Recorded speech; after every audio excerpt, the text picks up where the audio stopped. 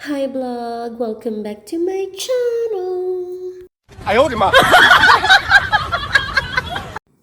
For today's video mga loves ay gagawa tayo ng 6x6 fondant cake at ang team ng cake is Christine team cake na may rainbow mga ganon basta abangan nyo na lang. So, ayan mga loves, mekos-mekos lang natin yung cake. Tapos, lagyan natin ng chocolate ganache. Siyempre, kailangan natin spread evenly. So, ang ginawa ko dito mga loves, first coating ng chocolate ganache, ganyan lang, mekos-mekos mo lang. So, ang ginamit ko dito is Barrel's Dark Chocolate, 1 kilo. 1 kilo sa isang 6x6 na fondant cake, 1 kilo ang ginagamit ko. So, kapag satisfied na ako dun sa finish ng ganache, kahit may natira pa, uubusin ko talaga siya mga loves. Kailangan maubos yung 1 kilo, ganun.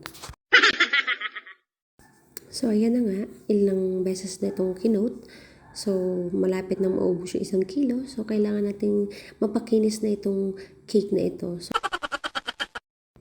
hindi ko na napakita sa inyo mga loves kung paano ko tinakpan ng fondant to. So, ang ginamit kong method dito is paneling method, hindi saklob method kasi hindi ako marunong. Laging nasisira yung fondant kapag saklob method ang ginagamit ko. So, dun tayo sa safe, paneling method tayo.